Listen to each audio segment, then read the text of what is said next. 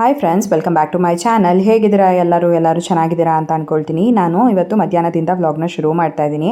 Time ಆಗಲೇ 1 ಗಂಟೆ ಆಗಿತ್ತು. ತಲೆ ಸ್ನಾನ ಮಾಡ್ಕೊಂಡಿದ್ದೆ ಅಂತ ಅಂದ್ಬಿಟ್ಟು, ಹೇಗಿದ್ರು ಇವತ್ತು ಬಿಸಿಲು ಚೆನ್ನಾಗಿತ್ತು ಅಂತ ಬಿಸಿಲಿಗೆ ಕೂದಲೆಲ್ಲ ಒಣಗಿಸ್ಕೊಳ್ಳೋಣ ಅಂತ ಅಂದ್ಬಿಟ್ಟು ಬಂದೆ. ಬಿಸಿಲು ಚೆನ್ನಾಗಿದ್ರೆ ನಾನು ಬಿಸಿಲಲ್ಲೇ ಕೂದಲು ಒಣಗಿಸ್ಕೊಳ್ತೀನಿ. ಹೇರ್ ಡ್ರೈಯರ್ ಅಷ್ಟಾಗಿ ಯೂಸ್ ಮಾಡಲ್ಲ, ಮತ್ತು ಈ ಟೈಮಲ್ಲಿ ಹೇರ್ ಡ್ರೈಯರ್ ಯೂಸ್ ಮಾಡೋದು ಕೂಡ ಅಷ್ಟು ಒಳ್ಳೆಯದಲ್ಲ ಅಂತ ಹೇಳ್ತಾರೆ. ಹಾಗಾಗಿ ನಾನು ಜಾಸ್ತಿ ಚೆನ್ನಾಗಿ ಬಿಸಿಲಿದ್ರೆ ಬಿಸಿಲಿಗೆ ಬಂದು ಕೂದಲೆಲ್ಲ ಒಣಗಿಸ್ಕೊಳ್ತೀನಿ. ಇನ್ನು ನಮ್ಮ ಅಜ್ಜಿನೂ ಕೂಡ ನಾನು ಒಟ್ಟಿಗೆ ಟೆರೆಸ್ ಮೇಲೆ ಬಂದಿದ್ದರು. ಪಾಪು ಅಳ್ತಿದ್ಲು ಅಂತ ಅಂದ್ಬಿಟ್ಟು ಮತ್ತೆ ಅವ್ರು ಕೆಳಗಡೆ ಹೋದರು. ನಾನು ಇನ್ನೇನೊಂದು 2 ನಿಮಿಷ ಇರ್ತೀನಿ ಅಮ್ಮ, ಬರ್ತೀನಿ ನಡೀರಿ ಅಂತ ಅಂದ್ಬಿಟ್ಟು ಆಮೇಲೆ ನಾನು ಕೂದಲು ಎಲ್ಲ ಡ್ರೈ ಮಾಡಿಕೊಂಡು ಕ್ಲಿಪ್ ಹಾಕ್ಕೊಂಡು ಕೆಳಗಡೆ ಬಂದೆ. ನಾನು ಕೆಳಗಡೆ ಬರೋ ಅಷ್ಟೊತ್ತಿಗೆ ನಮ್ಮ ಅಮ್ಮನೂ ಕೂಡ ಅಡುಗೆ ಎಲ್ಲ ರೆಡಿ ಮಾಡಿದರು. ಬಸ್ಸಾಂಬಾರು ಹಾಗೆಯೇ ಸಬ್ಸಿಗೆ ಸೊಪ್ಪು ಪಲ್ಯ. ಸೊ ಇವತ್ತು ಹಾಸ್ಪಿಟಲ್ಗೂ ಕೂಡ ಹೋಗಬೇಕು. ಗುರುವಾರ ಬರೋದಕ್ಕೆ ಹೇಳಿದರು. ಮಧ್ಯಾಹ್ನ ಫೋನ್ ಮಾಡಿ ಕೇಳಿದಾಗ ಅವರು ಇವಾಗ ಆಲ್ರೆಡಿ ಲೇಟ್ ಆಗಿಬಿಟ್ಟಿದೆ, ಸಂಜೆಗೆ ಬನ್ನಿ ಅಂತ ಹೇಳಿದ್ರು. ಸರಿ ಅಂತ ಇವಾಗ ಹೊರಡಬೇಕು. ಇನ್ನು ಪಾಪನೂ ಕೂಡ ಮಲ್ಕೊಂಡಿದ್ದಾಳೆ. ಅವಳು ಎಬ್ಬರಿಸ್ಬಿಟ್ಟು ರೆಡಿ ಮಾಡ್ಕೊಂಡು ಕರ್ಕೊಂಡು ಹೋಗಬೇಕು. ಟೈಮ್ ಆಗಲೇ 6 ಗಂಟೆ ಆಗಿದೆ. ನನಗಂತೂ ಈ ಸೌಂಡಿಗೆ ಅಲ್ವಾ ಯಪ್ಪ ಏನು ಮಾಡೋದು ಅಂತ ಗೊತ್ತಾಗ್ತಿಲ್ಲ. ನಿಜವಾಗ್ಲೂ ಅಷ್ಟು ಇರಿಟೇಷನ್ ಆಗೋಗ್ಬಿಟ್ಟಿದೆ ಬೆಳಗ್ಗೆಯಿಂದಲೂ. ಅದೊಂಥರ ಸೌಂಡ್ ತಡ್ಕೊಂಡೇ ಕಿವಿ ನೋವು ಬಂದುಬಿಟ್ಟಿದೆ ನನಗಂತೂ. ಫಸ್ಟ್ ಹೋಗಿ ನಾನು ರೆಡಿ ಆಗಿಬಿಡ್ತೀನಿ. ಅದಾದಮೇಲೆ ಪಾಪನ ರೆಡಿ ಮಾಡ್ತೀನಿ. ಅಷ್ಟೊತ್ತಿಗೆ ಜೀವನ್ ಕೂಡ ಬರ್ತಾರೆ ಅನಿಸುತ್ತೆ. ಅವರು ಕೂಡ ನಮ್ಮ ಒಟ್ಟಿಗೆ ಬರ್ಬೋದು ಅಂತ ಅಂದ್ಕೊಳ್ತೀನಿ. ಇಲ್ಲ ಅಂತಂದರೆ ನೋಡೋದು ಹೇಗಾಗುತ್ತೆ ಅಂತ. ಇವತ್ತು ನನಗೆ ಸ್ಟಿಚ್ ರಿಮೂವ್ ಮಾಡ್ತೀವಿ, ಬರಬೇಕು ಹಾಸ್ಪಿಟಲ್ಗೆ ಅಂತ ಹೇಳಿದರು.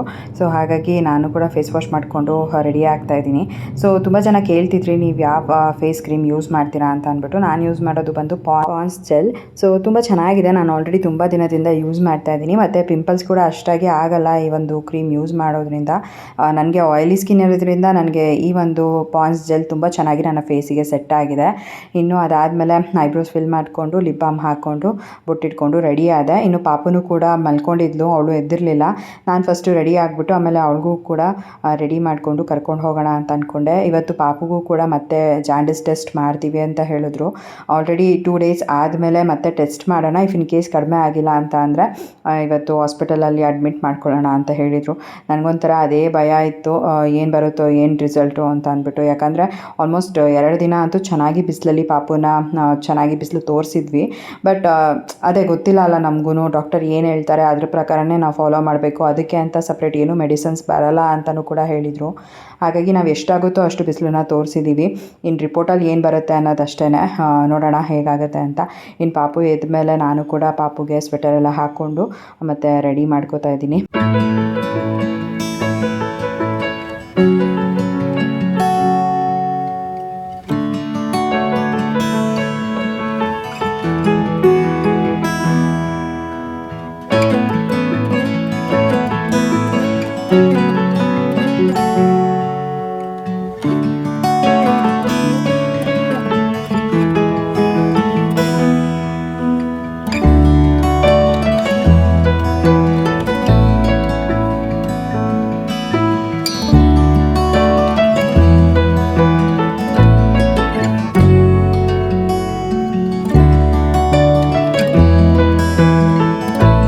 ಪಾಪುನ ರೆಡಿ ಮಾಡಿದ್ದಾಯಿತು. ಆಮೇಲೆ ಹಾಸ್ಪಿಟಲ್ಗೆ ಹೊರಡೋಣ ಅಂತ ಅನ್ನೋ ಅಷ್ಟೊತ್ತಿಗೆ ಅಪ್ಪು ನಾನು ಬರ್ತೀನಿ ಅಂತ ಅಂದ್ಬಿಟ್ಟು ಅಳ್ತಿದ್ದ. ಸರಿ ಅಂತ ಮತ್ತೆ ಅವನಿಗೂ ಕೂಡ ಫೇಸ್ ವಾಶ್ ಮಾಡಿಸಿ ಅವನಿಗೂ ಕೂಡ ಡ್ರೆಸ್ ಚೇಂಜ್ ಮಾಡಿಸಿ ಆಮೇಲೆ ಹಾಸ್ಪಿಟಲ್ಗೆ ಕರ್ಕೊಂಡು ಹೋಗಿದ್ದಾಯಿತು. ಸೊ ನಿಜವಾಗ್ಲೂ ನನಗೆ ರಿಪೋರ್ಟಲ್ಲಿ ಏನು ಬರುತ್ತೋ ಏನೋ ಅನ್ನೋದೇ ಒಂಥರ ಜಾಸ್ತಿ ಟೆನ್ಷನ್ ಅಂತಲೇ ಹೇಳ್ಬೋದು. ಯಾಕಂದರೆ ಚೆನ್ನಾಗಿ ರಿಸಲ್ಟ್ ಬಂದುಬಿಟ್ರೆ ಅಲ್ಲ, ಅಂದರೆ ಕ್ಯೂರ್ ಆಗಿದೆ, ಏನೂ ತೊಂದರೆ ಇಲ್ಲ ಅಂತ ಡಾಕ್ಟರ್ ಹೇಳಿಬಿಟ್ರೆ ಒಂಥರ ನೆಮ್ಮದಿನೇ. ಸೊ ಜೀವನ್ ಇನ್ನೂ ಬಂದಿರಲಿಲ್ಲ. ನಾನು ರೆಡಿ ಆಗಿಬಿಟ್ಟು ಅವ್ರಿಗೋಸ್ಕರ ವೆಯ್ಟ್ ಮಾಡ್ತಾಯಿದ್ದೆ. ಮತ್ತು ನಮ್ಮ ಮಮ್ಮಿನೂ ಕೂಡ ಕೆಳಗಡೆ ರೆಡಿ ಆಗಿಬಿಟ್ಟು ಬಂದಮೇಲೆ ಒಂದು ಗ್ಲಾಸ್ ಕಾಫಿ ಕೊಟ್ಟರು. ಕಾಫಿ ಕುಡಿದ್ಬಿಟ್ಟು ಆಮೇಲೆ ಜೀವನ್ಗೋಸ್ಕರ ವೆಯ್ಟ್ ಮಾಡ್ತಾಯಿದ್ವಿ. ಸೊ ಜೀವನ್ ಬಂದಮೇಲೆ ಹಾಸ್ಪಿಟಲ್ಗೆ ಹೋಗೋದು. ಮತ್ತು ಅಲ್ಲಿ ಹಾಸ್ಪಿಟಲಲ್ಲಿ ನನಗೆ ವ್ಲಾಗ್ ಮಾಡ್ಕೊಳಕ್ಕಾಗಲಿಲ್ಲ.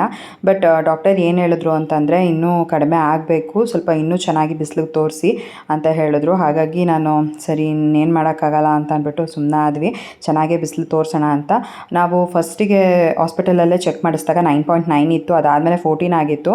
ಮತ್ತು ಆಮೇಲೆ ಚೆಕ್ ಮಾಡಿಸಿದಾಗ 13ನಲ್ಲಿತ್ತು. ಹಾಗಾಗಿ ಇನ್ನೂ ಒಂದು 2-3 ದಿನ ಆದಮೇಲೆ ಚೆಕ್ ಮಾಡೋಣ ಅಂತ ಕೂಡ ಹೇಳಿದ್ದಾರೆ. ಮತ್ತು ಆವಾಗ ಜಾಂಡಿಸ್ ಟೆಸ್ಟ್ ಮಾಡಿಸೋದಕ್ಕೆ ಹಾಸ್ಪಿಟಲ್ಗೆ ಹೋಗಬೇಕು. ಮತ್ತು ನನಗೂ ಕೂಡ ಸ್ಟಿಚ್ ರಿಮೂವ್ ಮಾಡಬೇಕಾಗಿತ್ತು ಅಲ್ವಾ. ಸೊ ಹಾಗಾಗಿ ಸ್ಟಿಚ್ನ ಕೂಡ ರಿಮೂವ್ ಮಾಡಿಸ್ಕೊಂಡು ಬಂದ್ವಿ. ಮತ್ತು ಅದು ಏನು ಗಾಯ ಇರುತ್ತೆ ಅಲ್ವಾ ಸ್ಟಿಚ್ ಹಾಕಿರೋದು, ಸೊ ಅದು ಕ್ಯೂರ್ ಆಗಬೇಕು ಅಂತ ಅಂದ್ಬಿಟ್ಟು ಟಿಬ್ಯಾಕ್ ಕ್ರೀಮ್ನ ಕೊಟ್ಟರು. ಸೊ ಅದನ್ನು ಆಲ್ಮೋಸ್ಟ್ ಒಂದು 2-3 ವಾರ ಅಪ್ಲೈ ಮಾಡೋದಕ್ಕೆ ಹೇಳಿದ್ದಾರೆ ಅಷ್ಟೇ. ನಂದಂತೂ ಏನೂ ಪ್ರಾಬ್ಲಮ್ ಇಲ್ಲ. ಇನ್ನು ಪಾಪುಗಂತೂ ಮತ್ತೆ 2-3 ದಿನ ಆದಮೇಲೆ ಬರೋಕ್ಕೆ ಹೇಳಿದ್ದಾರೆ.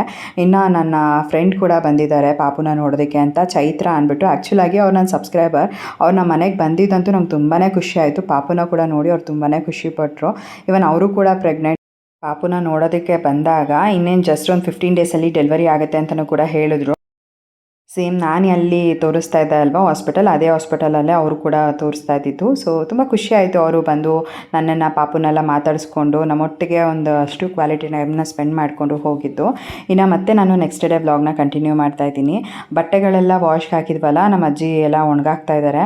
ಸೊ ಇಲ್ಲಿ ನನ್ನ ಮಗ ನೋಡ್ಬೋದು, ಕಿಟಕಿ ಹತ್ರ ಒಂದು ಸ್ವಲ್ಪ ಧೂಳಿತ್ತು ಅಂತ ಅಂದ್ಬಿಟ್ಟು ಬಟ್ಟೆ ತೊಗೊಂಡು ಬಂದು ಅದನ್ನೆಲ್ಲ ಒರೆಸ್ತಾ ಇದ್ದಾನೆ. ಸೊ ಫಸ್ಟ್ ಇದನ್ನೆಲ್ಲ ನಾನು ಮಾಡ್ತಾಯಿದ್ದೆ, ಇವಾಗ ಅಪ್ಪು ಇವನ್ನೆಲ್ಲ ಮಾಡ್ತಿದ್ದಾನೆ. ಈ ಥರ ಏನಾದರೂ ಧೂಳಿದ್ದಾಗ ಅಲ್ವಾ ಅವ್ನು ಅದನ್ನು ನೋಡ್ಕೊಂಡು ಕ್ಲೀನ್ ಮಾಡೋದು ನಂಗೆ ತುಂಬಾ ಖುಷಿ ಆಯಿತು. ಹಾಗಾಗಿ ಅದೊಂದು ವಿಡಿಯೋ ಕ್ಲಿಪ್ಪಿಂಗ್ನ ತೊಗೊಂಡೆ. ಇವತ್ತು ನಮ್ಮ ಚಿಕ್ಕಮ್ಮ ಅವರು ಕೂಡ ಬರ್ತಾರಂತೆ ಮೈಸೂರಿಂದ ಪಾಪುನ ನೋಡೋದಕ್ಕೆ, ಮತ್ತು ಉಷಾಕ ಮತ್ತು ಶಿಶಿರ್ ಕೂಡ ಬರ್ತಾರಂತೆ. ನೋಡೋಣ ಹೇಗಾಗುತ್ತೆ ಇವತ್ತಿನ ಬ್ಲಾಗ್ ಅಂತ ಅಂದ್ಬಿಟ್ಟು ಪುನಃ ಕರ್ಕೊಂಡು ಮೇಲ್ಗಡೆ ಹೋಗಿ ಒಂದು ಸ್ವಲ್ಪ ಹೊತ್ತು ಬಿಸಿಲು ತೋರಿಸ್ಕೊಂಡು ಕರ್ಕೊಂಬರ್ತೀನಿ. ಈ ರೀತಿ ಫುಲ್ ರೆಡಿ ಮಾಡಿಬಿಟ್ಟಿದ್ದೀನಿ ಅವಳನ್ನ ಸುತ್ತಬಿಟ್ಟು. ಮೇಲ್ಗಡೆ ಗಾಳಿ ಅಲ್ವಾ, ನಮ್ಮ ಅಜ್ಜಿ ಹೇಗಿದ್ರೂ ಎಲ್ಲ ಶಾಲೆಲ್ಲ ತೆಗೆದು ಚೆನ್ನಾಗಿ ಬಿಸಿಲಿಗೆ ತೋರಿಸ್ತಾರೆ. ಮನೇಲಾದರೂ ಇರುವಾಗ ಒಂಚೂರು ಚೆನ್ನಾಗಿ ಕವರ್ ಮಾಡೋಣ ಅನ್ನೋದಕ್ಕೋಸ್ಕರ ಫುಲ್ಲು ಅವಳನ್ನ ಹಾಸ್ಪಿಟಲ್ ಮಾಡಿಬಿಟ್ಟಿರ್ತೀನಿ. ಇವಾಗ ಕರ್ಕೊಂಡು ಹೋಗ್ತೀನಿ ಮೇಲ್ಗಡೆ. ಮತ್ತು ತುಂಬ ಜನ ಕೇಳ್ತಿದ್ರಿ ಹೇಗಿದೆ ಪೇಯ್ನ್ ಎಲ್ಲ ಸರಿ ಹೋಯ್ತಾ ಅಂತ. ಪರವಾಗಿಲ್ಲ, ಅಂದರೆ ಸಡನ್ನಾಗಿ ಎದ್ದೇಳೋದಕ್ಕೆ ಎಲ್ಲ ಆಗೋದಿಲ್ಲ, ಒಂದು ಸ್ವಲ್ಪ ಕಷ್ಟ ಆಗುತ್ತೆ. ಬಟ್ ಹೋಗ್ತಾ ಹೋಗ್ತಾ ಒಂದು ಸ್ವಲ್ಪ ಟೈಮ್ ತೊಗೊಳುತ್ತೆ ರಿಕವರ್ ಆಗೋದಕ್ಕೆ. ಸಡನ್ನಾಗಿ ಅಂದರೆ ಆಗಲ್ಲ ಅಲ್ವಾ. ಕೊಂಡ್ರೆ ಸ್ಟಾರ್ಟಿಂಗ್ ಒಂದು 4 ದಿನ ತುಂಬ ಜಾಸ್ತಿ ಪೇಯ್ನ್ ಇತ್ತು, ಆಮೇಲೆ ಒಂದು ಸ್ವಲ್ಪ ಪೇಯ್ನ್ ಕೂಡ ಕಡಿಮೆ ಆಗಿದೆ. ಇವಾಗ ಕರ್ಕೊಂಡು ಹೋಗ್ತೀನಿ ಪಾಪುನ. ಬನ್ನಿ, ಟೈಮ್ ಆಗಿದೆ, ಮತ್ತು ತುಂಬ ಜಾಸ್ತಿ ಬಿಸಿಲಾಗಿ ಹೋಗ್ಬಿಡುತ್ತೆ ಅದಕ್ಕೆ.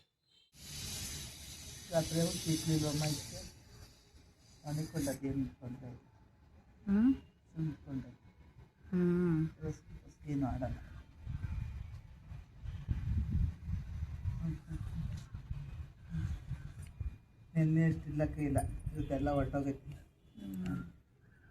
ನಿನ್ನೆ ಹಸು ಹಳದಿ ಕಲರ್ ಇತ್ತು ತುಂಬ, ಕಣ್ಣಲ್ಲಿ ಎಲ್ಲ ನೋಡಿ. ಸ್ವಲ್ಪ ಬಿಸಿಲು ಆಮೇಲೆ ಬಿಚ್ಚೋಣ ಮತ್ತೇನು. ನಿಮ್ಮ ಟೈಮಲ್ಲೂ ಎಲ್ಲ ಹಿಂಗೆ ಬೆಳಗ್ಗೆ ಕರ್ಕೊಂಬಂದು ಹಿಡ್ಕೊತಿದ್ರಾ? ಅಯ್ಯೋ ಎಂಥದ್ದು ಇಲ್ಲ, ನಾವೇನು ಬೆಳಗ್ಗೆನೂ ಕರ್ಕೊತಿಲ್ಲ, ಏನೂ ಇಲ್ಲ. ಆಗ ಜಾಂಡೀಸ್ ಎಲ್ಲ ಬರ್ತಾಯಿರಲಿಲ್ಲ, ಏನು ಅನ್ನೋದು ಗೊತ್ತಿರಲಿಲ್ಲ ಅವಾಗ. ನಾವೇನು ಬೆಳಗ್ಗೆ ಏನು ಕಾಯಿಸ್ತಿರ್ಲಿಲ್ಲ. ಸೊ ಅಬಿಗೇನೇ ನಿನ್ಗೂ ಅಷ್ಟೊಂದೇನು ಇರಲಿಲ್ಲ. ಅಬಿಗೆ ಮಾತ್ರನೇ ಗೊತ್ತಾಗಿದ್ದು ಜಾಂಡೀಸ್ ಐತೆ ಅಂತ. ನಿನಗೂ ಏನು ಅಷ್ಟೊಂದು ಇದ್ದಿರಲಿಲ್ಲ. ಅಬಿಗೆ ಮಾತ್ರ ಇದರಲ್ಲಿ ಆ ಮಗುಗೆ ಇಕ್ಕಿದ್ರಲ್ಲ, ಹಂಗೆ ಇಕ್ಕಿದ್ರು.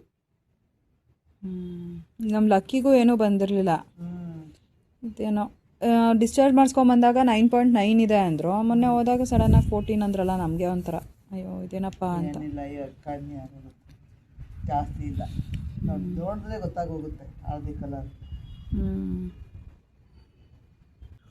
ಆ ಕಡೆ ಈ ಕಡೆ ಇಲ್ಲಿ ಜಾಸ್ತಿ ಇಲ್ವಲ್ಲ ಮನೆ, ಅದು ಫುಲ್ ಮೇಲಿರೋದಕ್ಕೆ ಗಾಳಿ. ಒಂದೊಂದ್ಸತಿ ಬನ್ನಿ. ಇನ್ನು ನಮಗಂತೂ ಪ್ರತಿದಿನ ಇದೊಂದು ರೂಟೀನ್ ಆಗೋಗ್ಬಿಟ್ಟಿದೆ. ಪಾಪುನ ಬಿಸಿಲಿಗೆ ಕರ್ಕೊಂಡು ಬಂದು ಬಿಸಿಲು ತೋರಿಸೋದು. ಬೆಳಗಿನ ಜಾವ ಎಲ್ಲ ಕರ್ಕೊಂಬರೋದಕ್ಕಾಗಲ್ಲ, ಯಾಕಂದರೆ ತುಂಬಾ ಫಾಗ್ ಇರುತ್ತೆ. ಆಮೇಲೆ ಪಾಪುಗೂ ಕೂಡ ಶೀತ ಆಗುತ್ತೆ ಅನ್ನೋದಕ್ಕೋಸ್ಕರ ನಾವು ಒಂದು ಸ್ವಲ್ಪ 11 ಗಂಟೆ ಹಾಗೆ ಬಿಸಿಲಿಗೆ ತೋರಿಸೋದಕ್ಕೆ ಅಂತ ಕರ್ಕೊಂಬರ್ತೀವಿ. ಇನ್ನು ತಿಂಡಿನೂ ಕೂಡ ಆಗಿತ್ತು. ಪಾಪುನ ಕರ್ಕೊಂಡು ಮೇಲ್ಗಡೆ ಬಿಸಿಲು ತೋರಿಸೋದಕ್ಕೆ ಅಂತ ಬಂದ್ವಲ್ಲ, ಹಾಗೆ ನಮ್ಮ ಅಮ್ಮನೂ ಕೂಡ ಬಂದರು. ಆವಾಗ ಒಂದು ಸ್ವಲ್ಪ ಗಿಡಗಳೆಲ್ಲ ಮಣ್ಣು ಲೂಸ್ ಮಾಡ್ತಾಯಿದ್ದಾರೆ. ಯಾಕಂದರೆ ಆವಾಗವಾಗ ಈ ರೀತಿಯಾಗಿ ಒಂದು ಸ್ವಲ್ಪ ಮಣ್ಣು ಲೂಸ್ ಮಾಡೋದ್ರಿಂದ ಗಿಡಕ್ಕೂ ಕೂಡ ತುಂಬ ಒಳ್ಳೆಯದು, ಹಾಗೆಯೇ ಚೆನ್ನಾಗಿ ಗ್ರೋತ್ ಇರುತ್ತೆ ಅಂತ ಅಂದ್ಬಿಟ್ಟು ಮಾಡ್ತಿದ್ದಾರೆ ಮಮ್ಮಿ. ಆಮೇಲೆ ನಾನು ಕೂಡ ಕೆಳಗಡೆ ಬಂದೆ. ಅಪ್ಪುಗೆ ಸ್ನಾನ ಮಾಡಿಸ್ಬಿಟ್ಟು ನಮ್ಮ ಮಮ್ಮಿನೇ ಕಳಿಸಿದ್ರು. ಆಮೇಲೆ ನಾನೆಲ್ಲ ಒರೆಸ್ಬಿಟ್ಟು ಅವನಿಗೆ ಬಟ್ಟೆನ ಹಾಕ್ತಾಯಿದ್ದೀನಿ. ಇನ್ನೇನು ನಮ್ಮ ಚಿಕ್ಕಮ್ಮ ಅವರು ಬರೋ ಅಷ್ಟೊತ್ತಿಗೆ ಅವನು ಕೂಡ ರೆಡಿ ಮಾಡಿಬಿಡೋಣ ಅಂತ. ಇನ್ನೇನು ಅವರು ಕೂಡ ಹತ್ತತ್ರ ಕೆಂಗೇರಿ ಹತ್ರ ಇದ್ದೀವಿ ಅಂದರು. ಸೊ ಪಾಪುಗೂ ಕೂಡ ಬಿಸಿಲು ತೋರಿಸ್ಕೊಂಡು ಕರ್ಕೊಂಬಂದಿದ್ವಿ ಅಲ್ವಾ, ಹಾಗಾಗಿ ಅವಳಿಗೂ ಕೂಡ ಸ್ನಾನ ಮಾಡಿಸಿ ರೆಡಿ ಮಾಡಿ ಮಲಗಿಸ್ಬಿಟ್ವಿ. ಇನ್ನು ನಾನಂತೂ ರೆಗ್ಯುಲರಾಗಿ ವ್ಲಾಗ್ ಮಾಡ್ಕೊಳಕ್ಕಾಗ್ತಿಲ್ಲ, ನನಗೆ ಒಂದು ಸ್ವಲ್ಪ ಬ್ರೇಕ್ ಬೇಕು ಅಂತ ಅನ್ನಿಸ್ತಾ ಇತ್ತು. ಹಾಗಾಗಿ ನನಗೆ ಯಾವಾಗ ಆಗುತ್ತೆ ಆವಾಗ ಒಂದು ಸಣ್ಣ ಕ್ಲಿಪ್ಪಿಂಗ್ಸ್ನ ತೊಗೊಳ್ತಾ ಇದ್ದೆ. ಅದನ್ನೇ ನಾನು ನಿಮ್ಮ ಜೊತೆ ಶೇರ್ ಮಾಡ್ಕೊಳ್ತಾ ಇದ್ದೀನಿ. ಕಂಟಿನ್ಯೂಸ್ ಆಗಿ ವ್ಲಾಗ್ ಮಾಡ್ಕೊಂಡಿದ್ದಿದ್ರೆ ಎಲ್ಲ ಚೆನ್ನಾಗಿರ್ತಿತ್ತು, ಅವತ್ತಿನ ವ್ಲಾಗ್ ಅನ್ನೋ ಥರ. ಬಟ್ ನನಗೂ ಕೂಡ ಆಗದಿರೋ ಕಾರಣ ನಾನು 2-3 ದಿನದ ವ್ಲಾಗ್ನ ಕಂಬೈನ್ ಮಾಡಿ ನಿಮ್ಮ ಜೊತೆ ಒಂದು ವ್ಲಾಗಲ್ಲಿ ಶೇರ್ ಮಾಡ್ಕೊಳ್ತಾ ಇದ್ದೀನಿ. ಇನ್ನು ನಾನು ಕೂಡ ಹೋಗಿ ಸ್ನಾನ ಮಾಡಿಕೊಂಡು ಬರೋ ಅಷ್ಟೊತ್ತಿಗೆ ನಮ್ಮ ಚಿಕ್ಕಮ್ಮನೂ ಕೂಡ ಬಂದಿದ್ದರು. ಸೊ ನೋಡಿ ಯಾರ್ಯಾರೆಲ್ಲ ಬಂದಿದ್ದಾರೆ ಅಂತ ಅಂದ್ಬಿಟ್ಟು ಪಾಪ ನೋಡೋಕ್ಕೆ.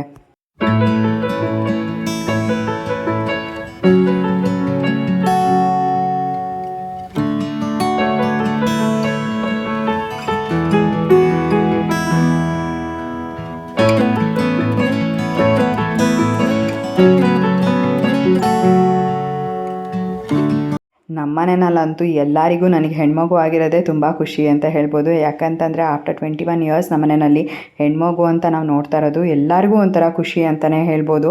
ಅದರಲ್ಲೂ ಅಲ್ಲ, ನಮ್ಮ ಚಿಕ್ಕಮ್ಮಂಗೆ ಪ್ರಿಯಾಂಕಂಗೆ ಹೆಣ್ಮಗು ಆಗಬೇಕು ಅಂತ ತುಂಬಾ ಇಷ್ಟ ಇತ್ತು. ಬಟ್ ಅವಾಗ ಆಗಿಲ್ದಿರೋ ಕಾರಣ ಒಂದು ಸ್ವಲ್ಪ ಬೇಜಾರಂತೂ ಆಗಿದ್ವಿ. ಆಮೇಲೆ ಗಂಡು ಮಗು ಆಯಿತು ಅಂತಲೂ ಏನು ನಮಗೆ ಬೇಜಾರು ಆಗಿರಲಿಲ್ಲ, ಅದು ಕೂಡ ಖುಷಿನೇ. ಬಟ್ ಜಾಸ್ತಿ ಹೋಪ್ಸ್ ಇದ್ದಿದ್ದು ಪ್ರಿಯಾಂಕಂಗೆ ಹೆಣ್ಮಗು ಆಗಬೇಕು ಅಂತಲೇ. ಬಟ್ ಆಗ ಬೇಜಾರಾಗಿದ್ದ ಕಾರಣ ನನಗೆ ಎಲ್ಲರೂ ಕೂಡ ಓಕೆ ನಿನ್ಗೆ ಯಾವುದಾದ್ರೂ ಖುಷಿನೇ ಬಿಡು ಅಂತ ಹೇಳಿಬಿಟ್ಟಿದ್ರು. ಆಮೇಲೆ ಹೆಣ್ಮಗು ಅಂತ ಹೇಳಿದ ತಕ್ಷಣ ಅಲ್ಲ, ಎಲ್ಲರಿಗೂ ಇದ್ದಿದ್ದು ಜಾಸ್ತಿ ಖುಷಿ ಆಗೋಯ್ತು. ಓಕೆ ಫೈನ್, ನಮ್ಮ ಮನೆಗೂ ಕೂಡ ಒಂದು ಹೆಣ್ಮಗು ಅಂತ ಬಂತಲ್ಲ ಅಂದ್ಬಿಟ್ಟು. ಇವತ್ತು ಉಷಾಕ, ಶಿವು ಮಾಮ ಮತ್ತು ಶಿಶಿರ್ ಕೂಡ ಬರೋರಿದ್ರು. ಸೊ ಅವರು ಕೂಡ ಒಂದು ಮಧ್ಯಾಹ್ನದ ಮೇಲೆ ಬಂದರು.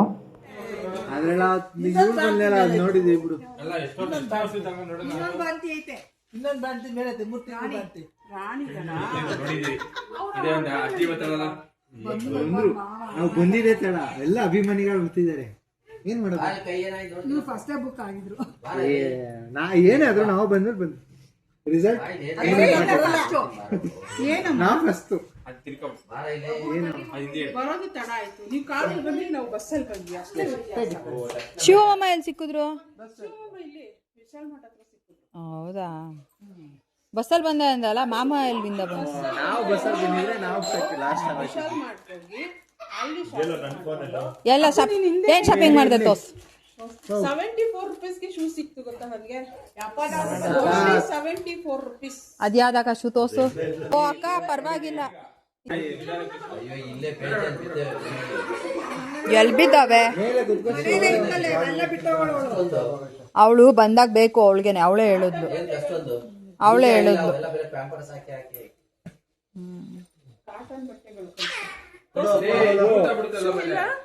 ಅಲ್ಲೇ ತೋರಿಸ್ತಾ ಅವನು ಆಗ್ಲೇ. ಎಲ್ಲೋ ಗಾಡಿಲಿ ಉದುರಿಸ್ಕೊಂಡ್ಬಿಟ್ಟು ಚೆನ್ನಾಯ್ತು. ಯಾವಾಗ್ಲೂ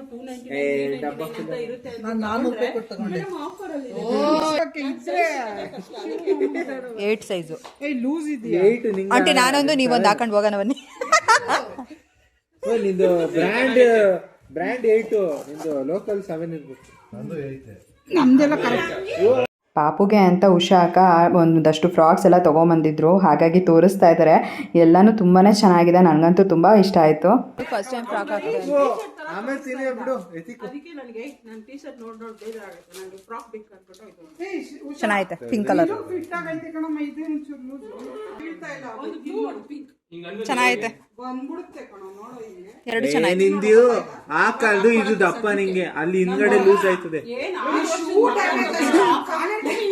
ಇಲ್ಲ ನಿಂಗೆ ಅದೇ ಹಂಗೆ ಕಾಲ್ ಸಿಗದೇ ಇಲ್ಲ ನಿಂಗೆ. ಯಾವ್ದಾದ್ರು ನೋಡುದು ಅಪ್ಪು ಆಗ್ಲೇ ಬಂದು ತಿಂತಾನೆ. ಚೆನ್ನಾಗೈತೆ. ಉಷಾಕ ಮತ್ತು ಶಿಶಿರ್ ಇಬ್ಬರು ಕೂಡ ನಮ್ಮ ಮನೆಗೆ ಬರೋದಕ್ಕೂ ಮುಂಚೆ ವಿಶಾಲ್ ಮಾರ್ಟ್ಗೆ ಹೋಗಿ ಮನೆಗೆ ಬಂದಿರೋದು. ಸೊ ಅಲ್ಲಿ ಒಂದು ಸ್ವಲ್ಪ ಶಾಪಿಂಗ್ ಎಲ್ಲ ಮಾಡಿಕೊಂಡು ಪಾಪುಗೆ ಕೂಡ ಬಟ್ಟೆನ ತೊಗೊಂಡು ಬಂದಿದ್ರಲ್ವ. ಮತ್ತು ಅವರು ಕೂಡ ಒಂದಷ್ಟು ಏನೇನೋ ಮನೆಗೆ ಬೇಕಾಗಿರೋ ಐಟಮ್ಸ್ ಆಗಿರ್ಬೋದು, ಮತ್ತು ಅವ್ರಿಗೆ ಬೇಕಾಗಿರೋ ಒಂದಷ್ಟು ಐಟಮ್ಸ್ ಎಲ್ಲ ತೊಗೊಂಬಂದಿದ್ರು. ಹಾಗಾಗಿ ನಮ್ಮ ಚಿಕ್ಕಮ್ಮ, ನಾನು ಕೂಡ ವಿಶಾಲ್ ಮಾರ್ಟ್ಗೆ ಹೋಗಬೇಕು, ನಾನು ಕೂಡ ಒಂದಷ್ಟು ಶಾಪಿಂಗ್ ಎಲ್ಲ ಮಾಡ್ಕೊಂಬರ್ಬೇಕು ಅಂತ ಅಂದ್ಬಿಟ್ಟು ಅವರು ಕೂಡ ವಿಶಾಲ್ ಮಾರ್ಟ್ಗೆ ಹೋಗಬೇಕು ಅಂತ ಪ್ಲ್ಯಾನ್ ಮಾಡಿಕೊಂಡ್ರು. ಆಮೇಲೆ ನೋಡಿದ್ರೆ ಒಬ್ಬರಾದ್ಮೇಲೆ ಒಬ್ಬರು ನಾನು ಬರ್ತೀನಿ ಅಂತ ಎಲ್ಲರೂ ರೆಡಿಯಾಗಿ ಹೊರಡ್ತಾ ಇದ್ದಾರೆ ಇವಾಗ ವಿಶಾಲ್ ಮಾರ್ಟಿಗೆ.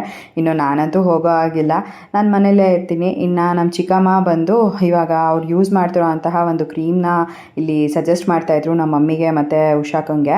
ಯಾವುದು ಅಂತ ಅಂದರೆ ಡರ್ಮಾಟಚ್ ಕೋಜಿಕ್ ಆ್ಯಸಿಡ್ ಅಂತ. ಇದು ಬಂದುಬಿಟ್ಟು ಬೊಂಗು ಏನಾದರೂ ಇದ್ದರೆ ನಿಮಗೆ ಅದು ಕಡಿಮೆ ಆಗುತ್ತೆ ಅಂತ ಅಂದ್ಬಿಟ್ಟು ಕೂಡ ಹೇಳ್ತಿದ್ರು. ಹಾಗಾಗಿ ನಾನು ಸರಿ ಯಾರಿಗಾದ್ರೂ ಯೂಸ್ ಆಗುತ್ತೆ ಅಂತ ಅಂದ್ಬಿಟ್ಟು ವಿಡಿಯೋ ಕ್ಲಿಪ್ಪಿಂಗ್ನ ತೊಗೊಂಡೆ. ಸೊ ನಮ್ಮ ಚಿಕ್ಕಮ್ಮ ಅಂತೂ ಸುಮಾರು ದಿನದಿಂದ ಯೂಸ್ ಮಾಡ್ತಿದ್ದಾರಂತೆ, ಅದು ಚೆನ್ನಾಗಿ ವರ್ಕ್ ಆಗ್ತಿದೆ ಅಂತ ಅಂದ್ಬಿಟ್ಟು ಹಾಗೆ ಹೇಳ್ತಿದ್ರು. ಸೊ ಹಾಗಾಗಿ ಒಂದು ವಿಡಿಯೋ ಕ್ಲಿಪ್ಪಿಂಗ್ನ ತೊಗೊಂಡೆ. ಇನ್ನು ಇಲ್ಲಿ ಇವಾಗ ನಮ್ಮ ಮನೆಯಲ್ಲಿ ಸುಕ್ಕ ತೆಗಿಯೋ ಟೈಮಲ್ಲಿ ಎಲ್ಲ ಕಟನ್ಸ್ ಎಲ್ಲ ವಾಶ್ಗೆ ಹಾಕಿದ್ವಿ. ಅದಾದಮೇಲೆ ಅದನ್ನು ಮತ್ತೆ ಹಾಕೇ ಇರಲಿಲ್ಲ. ಹಾಗಾಗಿ ಇವಾಗ ಎಲ್ಲ ಹಾಕ್ತಾಯಿದ್ವಿ. ಅವರೆಲ್ಲರೂ ವಿಶಾಲ್ ಮಟ್ಟಿಗೆ ಹೋದ್ಮೇಲೆ ನಾನು ಅಭಿ ಇಬ್ಬರು ಕೂಡ ಕಟನ್ಸ್ ಎಲ್ಲ ಹಾಕ್ಬಿಡೋಣ ಅಂತ ಅಂದ್ಬಿಟ್ಟು ಇವಾಗ ಹಾಕ್ತಾಯಿದ್ದೀವಿ ಹೀಗೆ ಮಾತಾಡಿಕೊಂಡು. ಇನ್ನು ಇಲ್ಲಿ ಒಂದು ಸ್ವಲ್ಪ ಆಮೇಲೆ ಡಿಸ್ಕಷನ್ಸ್ ಕೂಡ ನಡೀತಾ ಇತ್ತು. ಏನಂದರೆ ಎಲ್ಲರೂ ಒಂದು 5 ನಿಮಿಷ ಹಿಂಗೋಗಿ ಹಿಂಗೆ ಬಂದುಬಿಡ್ತೀವಿ ಅಂತ ಅಂದ್ಬಿಟ್ಟು ವಿಶಾಲ್ ಮಟ್ಗೆ ಹೊರಟಿದ್ದು. ಬಟ್ ನೋಡಿದ್ರೆ ನಾವು ಕಟನ್ಸ್ ಹಾಕೋ ಅಷ್ಟೊತ್ತಿಗೆ ಆಲ್ಮೋಸ್ಟ್ ಒಂದು 20 ನಿಮಿಷನೇ ಆಗೋಯ್ತು. ಹಾಗಾಗಿ ನಾವು ಹೀಗೆ ತಮಾಷೆ ಮಾಡ್ತಾಯಿದ್ವಿ. 20 ನಿಮಿಷನೇ ಆಗೋಯ್ತು ನಾವು ಕಟನ್ ಹಾಕೋಕ್ಕೆ ಸ್ಟಾರ್ಟ್ ಮಾಡಿ. ಇವರು 5 ನಿಮಿಷಕ್ಕೆ ಹೋಗಿ ಬಂದುಬಿಡ್ತೀವಿ ಅಂತ ಹೇಳಿದ್ರು. ನೋಡಿದ್ರೆ ಇನ್ನೂ ಬಂದೇ ಇಲ್ಲ ಅಂತ. ಸೊ ಹೀಗೆ ಒಂದಷ್ಟು ತಮಾಷೆ ಮಾತುಗಳು ಡಿಸ್ಕಷನ್ಸ್ ಎಲ್ಲ ನಡೀತಾ ಇತ್ತು. ಯಾಕಂದರೆ ಹೆಣ್ಮಕ್ಳಲ್ವ, ಶಾಪಿಂಗಿಗೆ ಅಂತ ಹೋದರೆ ಅವ್ರು ಬರೋದಕ್ಕೆ ಆಲ್ಮೋಸ್ಟ್ ಏನಿಲ್ಲ ಅಂದರು 1 ಅವರಿಂದ 2 ಅವರ್ ಟೈಮ್ ಬೇಕೇ ಬೇಕು. ಯಾರು 5 ನಿಮಿಷಕ್ಕೆ ಹಿಂಗೆ ಹೋಗಿ ಹಿಂಗೆ ಬರೋಕ್ಕಾಗಲ್ಲ. ಸೊ ನಮ್ಮ ಮನೆಯಲ್ಲಿ ಹೀಗೆ ಅದನ್ನು ತಮಾಷೆ ಮಾಡಿಕೊಂಡು ಒಂದು ಸ್ವಲ್ಪ ಮಾತಾಡ್ತಿದ್ವಿ ಅಷ್ಟೇ. ಅಲ್ಲ, ಈಗ ಅವರು ಶಾಪಿಂಗ್ ಅಂತ 5 ನಿಮಿಷಕ್ಕೆ ಹೋದ್ರು, ಎಷ್ಟು ಬ್ಯಾಗ್ ತರ್ಬೋದು ಅಂತ ಯೋಚನೆ ಮಾಡ್ತಿದ್ದೆ. ಅಲ್ಲ, ಇವಾಗ 5 ನಿಮಿಷಕ್ಕೆ ಹೋದವ್ರು ನಾವು ಕಟನ್ ಹಾಕಕ್ಕೆ 20 ನಿಮಿಷ ತಗೊಂಡಿದ್ದೀವಿ, ಇನ್ನೂ ಬಂದಿಲ್ಲ ನೋಡು. ಈಗ ಅವರು 4 ಟೀಮ್ ಹೋಗಿದ್ದಾರೆ, 4 ಬ್ಯಾಗ್ ಬರ್ಬೋದು. ಆ್ಯಕ್ಚುಲಿ ಇವಾಗ ಇವನು ಶಶಿ ಹೋಗಿದ್ದಾನಲ್ಲ, ಅವ್ನ ಕೈ ಪಕ್ಕಾ ಬ್ಯಾಗ್ ಹಿಡ್ಕೊಂಡೆ ಕಳ್ಸೋದು. ಅವನು ಒಂದು 2 ಬ್ಯಾಗ್ 2 ಬ್ಯಾಗ್ ಎತ್ಕೊಂಡ್ಬರ್ತೀನಿ. ನೋಡೋಣ ಇರು ಏನು ಶಾಪಿಂಗ್ ಮಾಡ್ಕೊಂಬರ್ತಾರೆ ಅಂತ. ನಿನಗೇನು ಅನ್ಸುತ್ತಮ್ಮ? ಎಷ್ಟು ಬ್ಯಾಗ್ ಹಿಡ್ಕೊಬರ್ತಾರೆ? ಅದೇ ಒಂದು 4 ಬ್ಯಾಗ್ ಇಟ್ಕೊಂಡ್ಬರ್ತಾರೆ. ನಾವ್ ಏನೂ ತಗೊಳಲ್ಲ ಅನ್ಕೊಂಡು ಹೋಗೋರೆ, ಎಲ್ಲ ತುಂಬ್ಕೊಂಡ್ಬರ್ತಾರೆ. ನೋಡೋಣ ಇರು. ಸ್ನ್ಯಾಕ್ಸ್ ಅಂತೂ ಇರುತ್ತಾರಲ್ಲ ಕಣೋ, ಅದಂತೂ ಪಕ್ಕ. ಇವ್ ಬೇಡ್ದಿರೋದೆ. ಇಲ್ಲ, ನಾವು ಅವ್ರಿಗೆ ಹೇಳಿ ಅವರ ಬರೋ ತಗೊಂಡ್ಬಂದ್ರೆ ಸಿಕ್ತು, ಇಲ್ಲ ಅಂದ್ರೆ ಅವರಂತೂ ತಗೊಂಡು ನಾವು ಹೇಳಿದ್ರೆ ತಗೊಂಡ್ಬರಲ್ಲ. ನಿಜ ತರಲ್ಲ. ಬೇಲ್ಪುರಿ ಈ ವಿಶಾಲ್ ಮಾರ್ಟ್ ಹತ್ರ ಬೇಲ್ಪುರಿಯಲ್ಲಿ ಇರುತ್ತೋ? ಅವ್ರು ಹೋಗಿಲ್ಲ ಆ ಕಡೆ ಹೋದ್ರೆ ಅದನ್ನ ಯೋಚನೆ ಮಾಡ್ಬೋದು ನೀನು. ಅಲ್ಲಿ ಆ ಕಡೆ ಎಲ್ಲ ಹೋಗಲ್ಲ ಅವರು. ಅದು ಇಟ್ಕೊಂಡು ಬ್ಯಾಗ್ ಹಿಡ್ಕೊಂಡು ಅಷ್ಟೆಲ್ಲ ಜಾತ್ರೆ ಮಾಡ್ಕೊಂಡೇ ಬರಲ್ಲ ಅವರು. ನಡೀರಿ. ಈ ಬೆಳಕಿದ್ದಂಗೆ ಬಂದ್ಬಿಡೋಣ ಅನ್ಕೊಂಡು ಹೋಗೋಳೆ ರಾಣಿ, ರಾತ್ರಿಗೆ ಬರೋದು. ಈಗ ಟೈಮ್ ಎಷ್ಟಾಗಿದೆ ಗೊತ್ತಿಲ್ಲ, 5:30 ಆಗಿರ್ಬೇಕು. ಇನ್ನೊಂದು ಅರ್ಧ ಗಂಟೆ ಬರ್ಬೇಕು. ಬರ್ತಾರ ಬರ್ಬೋದು, ನೋಡೋಣ. ಬೇಗ ಮುಗಿದ್ರೆ ಬೇಗ ಬರ್ತಾರೆ, ಮುಗಿಲಿಲ್ಲ ಅಂದ್ರೆ ಲೇಟ್ ಆಗುತ್ತೆ. ಅದೊಂಚೂರು ನೋಡ್ಕೊ ಬಂದ್ಬಿಡೋಣ, ಇದೊಂಚೂರು ನೋಡ್ಕೊ ಬಂದ್ಬಿಡೋಣ ಅಂತ ಹಿಂಗೆ ಹೋಗ್ತಿರ್ತಾರೆ ಅಲ್ವಾ? ಹ್ಞೂ ಪಕ್ಕ. ಅವ್ರು ಹೋಗಿರೋದು ಇವಾಗ ರಾಣಿ ಮೇನ್ ತರಕ್ಕೆ ಅಪ್ಪು ಲಕ್ಕಿಗೆ ಆ ಸೆಕ್ಷನ್ ಮುಗಿದ್ಮೇಲೆ, ಅವಳು ತರದಿ ಮುಗಿದ್ಮೇಲೆ ಹೋಗಿರೋರು ಅಲ್ಲೋಗೋಣ ಇಲ್ಲೋಗೋಣ ಅಂತ 4-5 ಸೆಕ್ಷನ್ ರೀಚ್ ಆಗ್ತಾರೆ. ಇನ್ನು ಶಿವಮೊಗ್ಗ ಶಶು ಅಂತೂ ನಾವ್ ಯಾಕಾದ್ರೂ ಬಂದ್ವೋ ಇವ್ರ ಜೊತೆಗೆ. ಮನೇಲೇ ಇದ್ದಿದ್ರಾಗಿರೋದು ಅನ್ಕೊಂಡಿರ್ತಾರ ಅಲ್ಲಿ.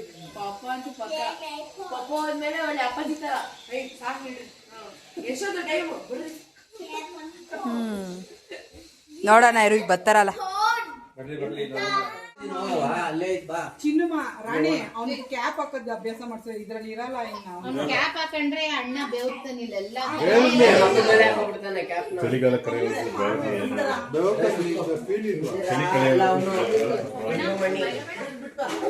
ಇವ್ರು ಬೇರ್ತಾರೆ, ಈಗ್ಲಿಂದಲೇ ಮಾಡಿದ್ರೆ ಅಡ್ಜಸ್ಟ್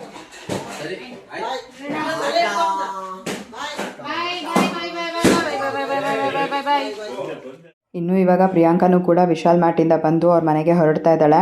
ನನಗಂತೂ ಇವತ್ತು ಪಾಪು ಒಟ್ಟಿಗೆ ಜಾಸ್ತಿ ಇರೋದಕ್ಕೆ ಆಗಲಿಲ್ಲ. ನಾನಂತೂ ತುಂಬಾ ಮಿಸ್ ಮಾಡ್ಕೊತೀನಿ ಲಕ್ಕಿ ಹುಟ್ಟಿದಾಗಿಂದನೂ ಪ್ರತಿದಿನ ನಾನು ನಮ್ಮ ಅಮ್ಮನ ಮನೆಗೆ ಹೋಗಿ ಬೆಳಗ್ಗೆ ಹೊತ್ತು ಅವನ್ನ ನೋಡಿಕೊಂಡು ಅವನ ಜೊತೆ ಆಲ್ಮೋಸ್ಟ್ ಒಂದು 3 ಗಂಟೆವರೆಗೂ ಇದ್ದು ಆಮೇಲೆ ಅಪ್ಪನ ಸ್ಕೂಲಿಂದ ಕರ್ಕೊಂಡು ಮನೆಗೆ ಬರ್ತಿದ್ದೆ. ಇಲ್ಲ ಅಂತಂದರೆ ಒಂದೊಂದ್ಸಲಿ 7 ಗಂಟೆ ಆದರೂ ಜೀವನ್ ಬರೋವರೆಗೂ ಕೂಡ ಅಲ್ಲೇ ಇರ್ತಿದ್ದೆ ಅಮ್ಮನ ಮನೆಯಲ್ಲೇ. ಅಷ್ಟು ಅವನ ಜೊತೆಗೆ ಇದ್ದಿದ್ನಲ್ಲ ಒಂದು 3 ತಿಂಗಳು. ಬಟ್ ಈಗ ಅವನ್ನ ತುಂಬ ಮಿಸ್ ಮಾಡ್ಕೊಳ್ತಾ ಇದ್ದೀನಿ. ಸೊ ಅವ್ನು ಬಂದು ಹೊರಟ್ರೇ ಒಂಥರ ಬೇಜಾರಾಗ್ತಾ ಇರುತ್ತೆ. ಇನ್ನೂ ಒಂದು ಸ್ವಲ್ಪ ಹೊತ್ತಿರಬೇಕಾಗಿತ್ತು, ಇನ್ನೂ ಒಂದು ಸ್ವಲ್ಪ ನಮ್ಮ ಜೊತೆ ಎಲ್ಲ ಟೈಮ್ ಸ್ಪೆಂಡ್ ಮಾಡಬೇಕಾಗಿತ್ತು ಅಂತ. ಸೊ ಅವ್ನು ಹೊರಡೋವಾಗ ಅವ್ನು ಎತ್ಕೊಂಡು ಒಂದು ಸ್ವಲ್ಪ ಹೊತ್ತು ಮುದ್ದು ಮಾಡಿ ಅದಾದಮೇಲೆ ಪ್ರಿಯಾಂಕಂಗೆ ಕೊಟ್ಟೆ. ಆಮೇಲೆ ನಮ್ಮ ಅಪ್ಪ ಕರ್ಕೊಂಡು ಹೋಗಿ ಅವ್ರ ಅತ್ತೆ ಮನೇಲಿ ಬಿಟ್ಬಿಟ್ಟು ಬರ್ತಾರೆ, ಪ್ರಿಯಾಂಕ ಅವ್ರ ಅತ್ತೆ ಮನೆಯಲ್ಲಿ. ಸೊ ಈಗ ನಾವು ಕೂಡ ಬಿಗ್ ಬಾಸ್ ನೋಡಿಕೊಂಡು ಹೀಗೆ ಒಂದು ಸ್ವಲ್ಪ ಹೊತ್ತು ಮಾತಾಡ್ತಾ ಇದ್ವಿ. ಅದಾದಮೇಲೆ ಉಷಾಕ, ಶಿವಮಾಮ, ಶಿಶಿರ್ ಕೂಡ ಹೊರಟರು. ಇನ್ನು ಮತ್ತೆ ನೆಕ್ಸ್ಟ್ ಡೇ ನಾನು ವ್ಲಾಗ್ನ ಕಂಟಿನ್ಯೂ ಮಾಡ್ತಾಯಿದ್ದೀನಿ. ಇನ್ನು ಬೆಳಗ್ಗೆ ಪಾಪು ಎದ್ದಿದ್ಲಲ್ಲ, ನಾನು ಕೂಡ ಅವಳಿಗೆ ಡೈಪರೆಲ್ಲ ಚೇಂಜ್ ಮಾಡಿ ಹೀಗೆ ಅವಳೊಟ್ಟಿಗೆ ಸುಮ್ಮನೆ ಕುತ್ಕೊಂಡಿದ್ದೆ ರೂಮಲ್ಲಿ. ಆಮೇಲೆ ನಮ್ಮ ಚಿಕ್ಕಮ್ಮ ಅವರು ಕೂಡ ಎದ್ದಿದ್ದಾರೆ ಅಂತ ಗೊತ್ತಾದಮೇಲೆ ನಾನು ಕೂಡ ಪಾಪುನ ಕರ್ಕೊಂಡು ಈ ಕಡೆ ರೂಮಿಗೆ ಬಂದೆ.